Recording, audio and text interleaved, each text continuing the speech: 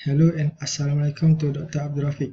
We are from Group Extra and my name is Muhammad Shamim Naim bin Muhammad Razali. Today we're going to present about the exergetic performance of a domestic refrigerator using R12 and its alternative refrigerants. Chlorofluorocarbons or CFS have been used extensively for over the last 7 decades in refrigeration due to their favorable characteristics. These characteristics are the primary requirements of the ideal refrigerant.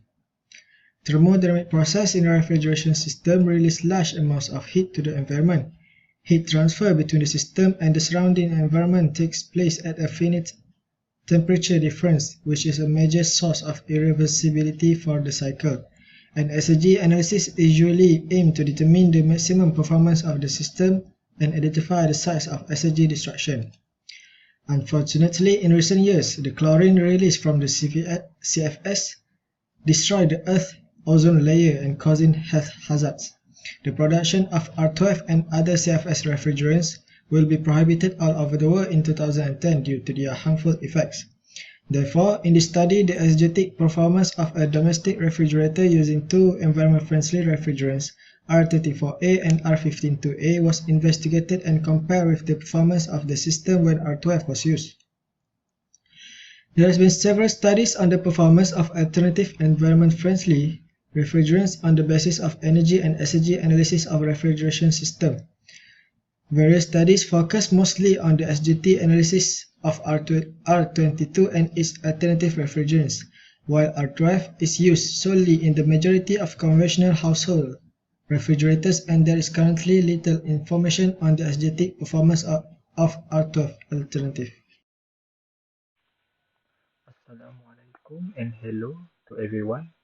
My name is Ainul Rosli and I want to present about the schematic diagram and explanation.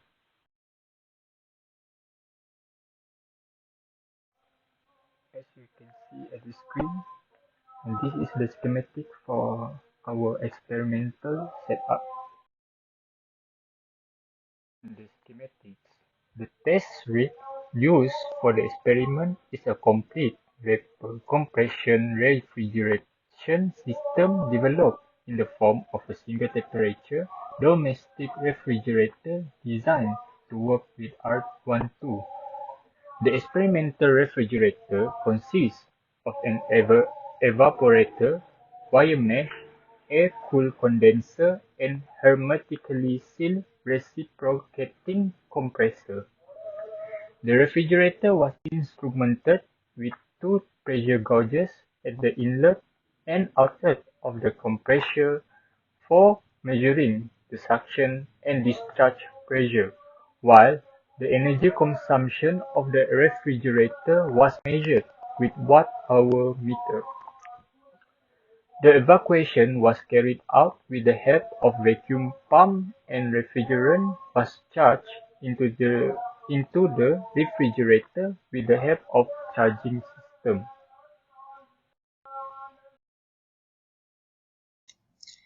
Hello, so here I'm going to explain about the method analysis. Materials and methods. Exergetic analysis of vapor compression refrigeration system. Here we will get a correct analysis system is obtained by evaluating the exergy used in the system components. A reversible thermodynamics process can be reversed without leaving any trace on the surroundings. This is possible only if the net heat and the net work exchange between the system and the surrounding is zero. The pH diagram of the vapor compression refrigeration cycle is presented as below. Exergetic efficiency. The overall system exergetic efficiency is the ratio of the exergy output to exergy input, and exergy output is the difference between exergy input and the total exergy used in the system. These two can be expressed as shown here. Energetic performance. The overall energetic performance of refrigeration system is determined by evaluating its coefficient of performance, and is calculated as the ratio between the refrigeration capacity and the electrical power supplied to the compressor. Thank you.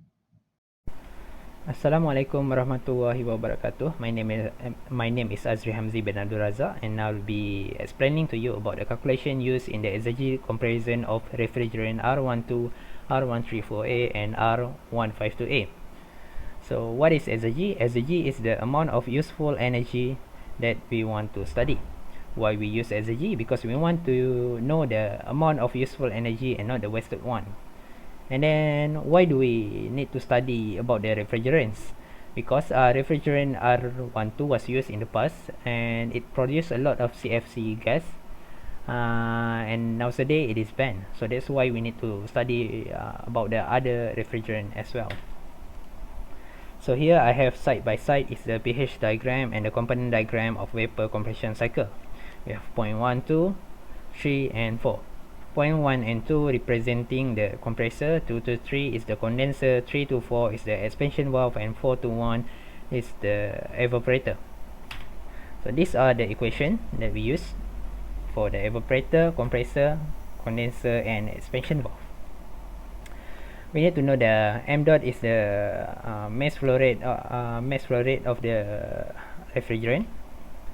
And if we want to use the equation, we need to use the proper place of information that we need. Let's say we want to study the evaporator.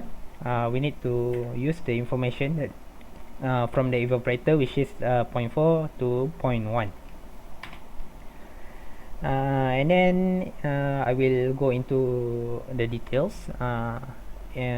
from what differing these equations. At the evaporator, we have this QE times with the ratio of the temperature itself. So the QE is basically the Q call, which referring the amount of heat removed from the system. And for the compressor, we have here WC, because at the compressor we have here W in, and WC is the electrical power supply to the compressor. Then we have the condenser here. Simply substitute, and then we have this long equation.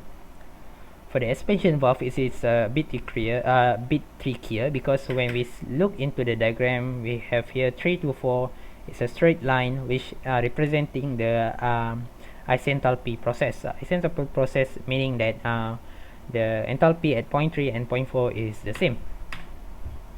So that you get it, substituting, and then you have this equation, but we can simplify it more because H3 and H4 is basically the same. We can cancel out these two, and then we'll have this more simple equation.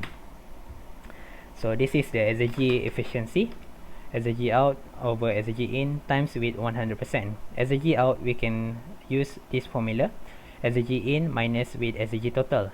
Now the exergy total we can simply get from adding all the exergy equation that we have before.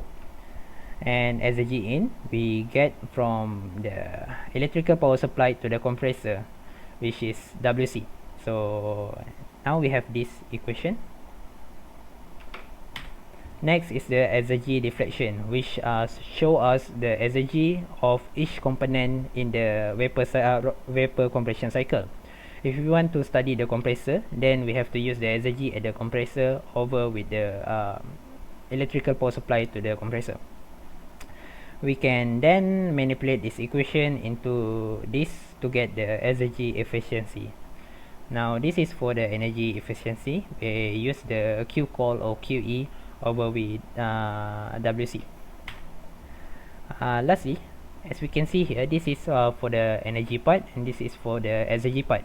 As for the energy part, we can see we will choose R12 because this is the highest COP amongst these three.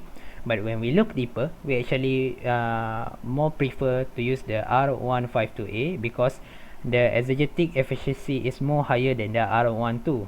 Why? Because R152A have more useful energy than R12. That's all from me. Thank you very much.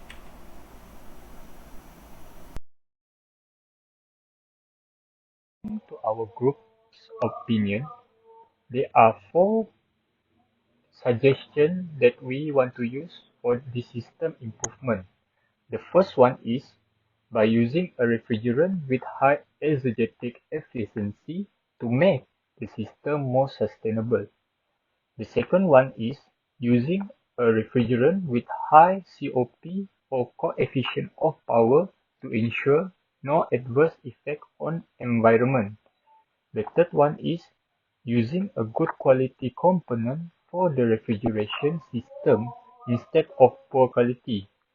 And the last one is using a refrigerant with low efficiency defect instead of high efficiency defect to ensure the improvement of refrigeration system. That's all from our group. Thank you for listening.